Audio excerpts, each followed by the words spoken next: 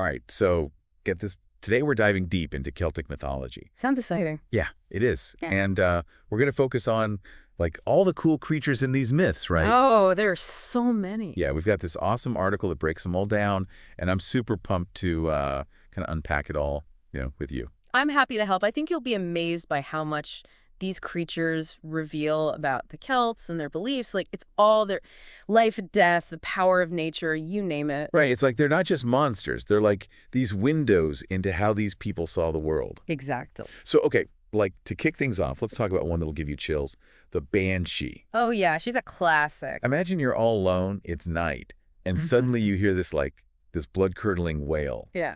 and you know something bad's about to happen. Yeah, it's that mournful cry that just sends shivers down your spine. Right. So the Banshee, she's often described as this like ghostly woman with these like fiery red eyes. Some stories even say she's like the spirit of a woman who died tragically. It adds to the whole haunting aspect, Oh, for sure. But is she an actual like physical being?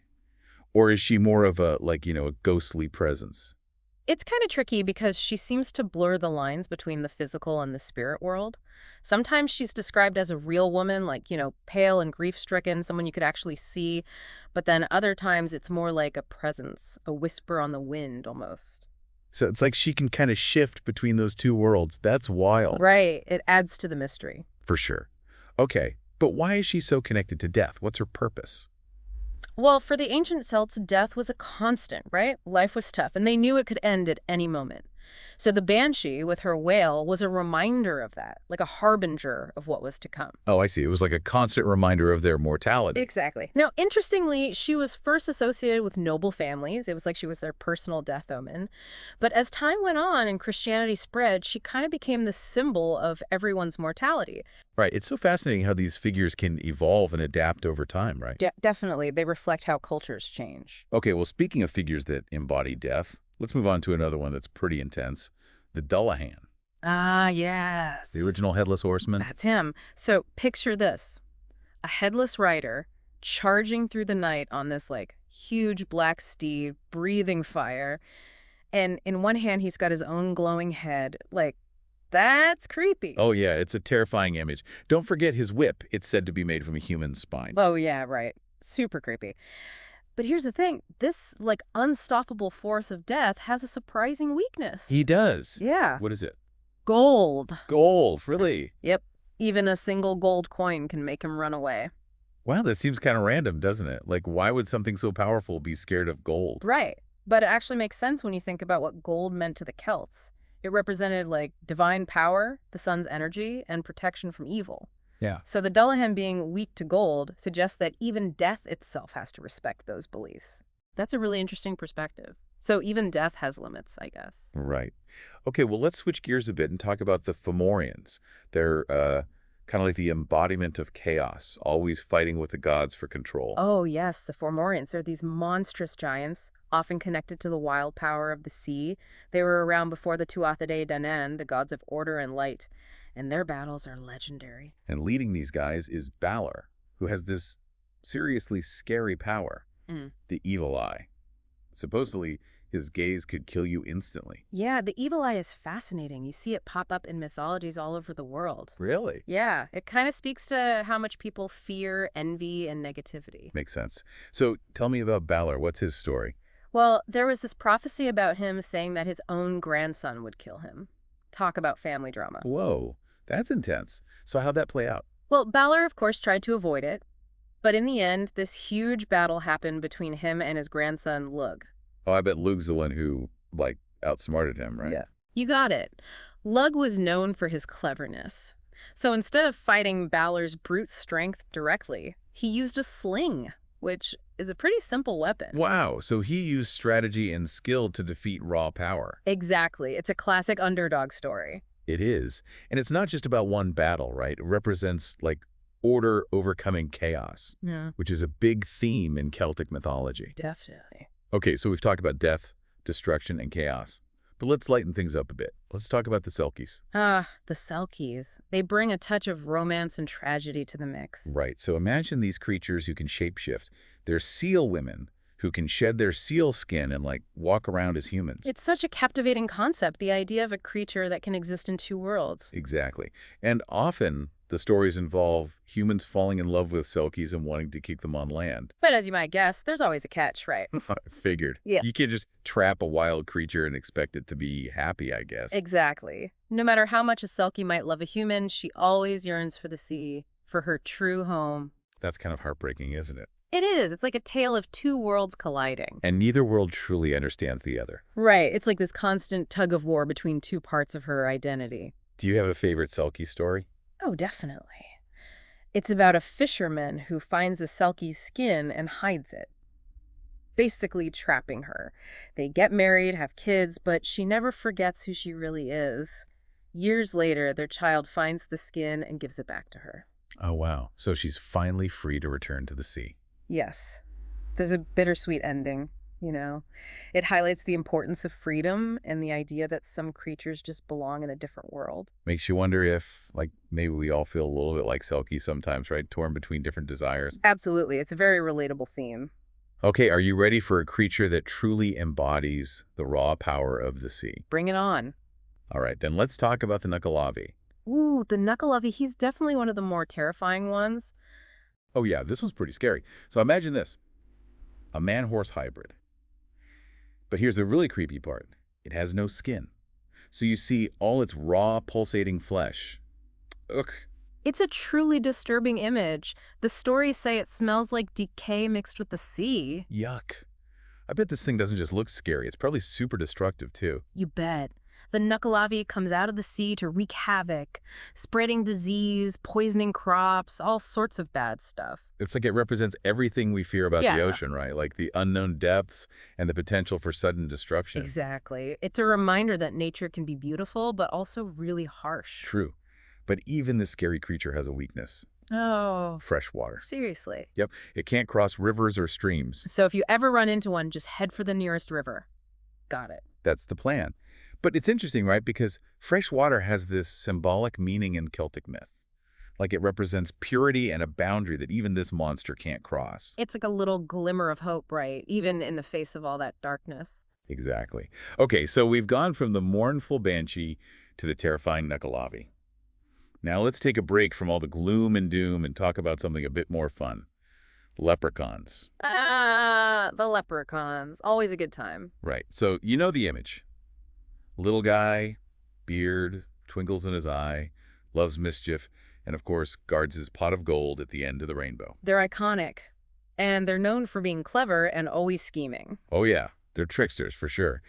But they're also skilled cobblers, which is kind of random for a magical creature. What's up with that? Well, it actually connects them to the Tuatha De Danann, the ancient gods. Remember them? Oh right, the ones who fought the Fomorians. Yep, those are the ones. They were associated with skills and craftsmanship. So the leprechauns' cobbling skills kind of show their link to these powerful beings. So they're not just like little sprites. They have this whole lineage and history behind them. Exactly. They're way more than meets the eye. That's so cool. But of course, we can't forget about the whole pot of gold at the end of the rainbow thing. Is that literally about treasure? Or is there a deeper meaning? That's a great question. I mean, on the surface, it's about wealth and the desire for financial security, but it could also symbolize something more elusive like happiness or fulfillment. Like that dream we all chase but never seem to fully grasp. Exactly. And the fact that it's guarded by these mischievous creatures, well, it suggests that getting to that happiness isn't always easy. You got to be clever, lucky, and maybe a little mischievous yourself. So even the leprechauns teach us a lesson, huh? They do. They remind us that happiness is a journey, not just a destination. That's awesome. You know, it's funny how the leprechauns, they're so playful and all about treasure. It's like a total contrast to some of those like darker creatures we talked about. Yeah, that's true. It's like they bring in a bit of lightheartedness, right? After all that doom and gloom. Totally. And if you think about it, them guarding the treasure, it adds another layer. You know, it's not like they're just greedy. They're protecting something valuable. Like, hey, happiness is out there, but you got to work for it. Like a challenge. Yeah. Like a test. It makes you think about all the different ways people try to find happiness and success. Some folks work hard, others rely on luck, and then some are, well, maybe a little mischievous, like our leprechaun buddies. Exactly. It's all part of the human experience, right? wanting those things. Totally. But, as we talk about all these creatures, I can't help but notice how connected they are to nature. The banshee, the Dullahan, the knuckleavi coming from the sea. It's like the Celts really saw nature as having a spirit. Oh, absolutely. They had huge respect for nature, both the beautiful parts and the raw, powerful parts. For them, nature was where life and death came from, and their myths show that. Right. So these creatures are like personifying those forces. Yeah, giving them faces and stories. It's kind of sad, though, because I feel like in our modern world, we've lost touch with that a bit. Yeah, it's easy to get disconnected when we're so busy and focused on technology. True. But hey, maybe these old myths can remind us to get back in touch with nature. I like that. Remember where we come from, right? Definitely. And speaking of connections, I was thinking, like, how much do you think these Celtic creatures have influenced other stories? I mean, everyone knows the Headless Horseman, right? Oh, for sure. Celtic mythology has popped up everywhere. In books, movies, you name it. The Headless Horseman is like a classic image, right? Yeah, he shows up across cultures and through time. What about Selkies? Do you think they influenced, like, mermaid stories? Totally. The idea of transformation, longing for another world, that's a theme you see a lot. Like, those basic human experiences, they show up everywhere. Exactly. Makes you realize how much we all share, no matter where we come from. Okay, but what about leprechauns? They got to be in other cultures too, right? They're just too much fun. Well, leprechauns themselves are very Celtic. But that mischievous spirit, the whole luck and treasure thing, that's everywhere. You're right, like trickster gods, fairies, even those gnomes people talk about. Yep. It's like that idea of a mischievous little guardian is just too good of a story. And it makes sense, right? Yeah. People have always been fascinated by luck and finding treasure. Totally. That's why these myths are still around. They tap into something we all feel. That sense of wonder, right? Exactly. Keeps those stories alive. So out of all the creatures we've talked about, is there one that really stands out to you, like one that's super impactful? That's a tough one. They're all so cool. But if I had to pick, I'd say the Selkies. That whole story of the fisherman trying to keep her on land, but then realizing he has to let her go, it's so powerful. It is. It makes you think about how love and freedom are connected. And how sometimes letting go is the most loving thing you can do. That's deep. But it shows how these myths, even though they're fantasies, they teach us real stuff about life. Absolutely. They reflect who we are deep down. Man, I'm definitely going to read more about Celtic mythology now. Maybe even plan a trip to Ireland or Scotland someday. That sounds awesome. You never know. Maybe you'll bump into a leprechaun. Aha, maybe. But thanks so much for taking this deep dive with me. It's been amazing. We're welcome. It's been a blast. It's crazy, right? Like, we think of these Celtic creatures and we think monsters, but there's so much more to them. It's true. I think that's what makes them so interesting. They're not just like bad guys. They reflect, different parts of being human, good and bad. Exactly. Like, take the Banshee. She's scary, right? Those whales. But she's also really sad. It's like, she's not just about death, but also about, like, the grief that comes with it. Yeah. She's a mourner, too. And even the Dullahan, the headless guy, he's creepy, but he's also a messenger, reminding us that death is going to happen to everyone. It's like those creatures, they force us to think about our own mortality. Makes you appreciate life more, I guess. I think so. They make us face those big questions. For sure. And then you've got the Selkies, right? They're all about trying to figure out who you really are. That whole thing about the sea calling to her. It's a powerful image.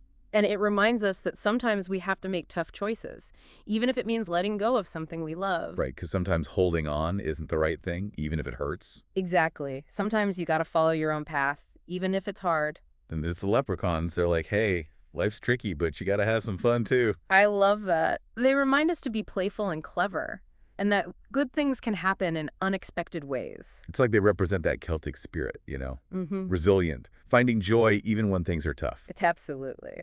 So as we wrap this up, what do you hope people take away from all this? That's a good question. I think the biggest thing is that these myths, they're more than just stories.